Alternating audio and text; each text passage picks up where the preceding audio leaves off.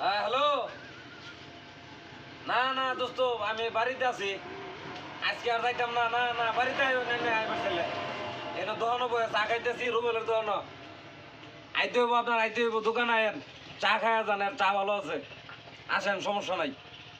হ্যাঁ রাখলাম।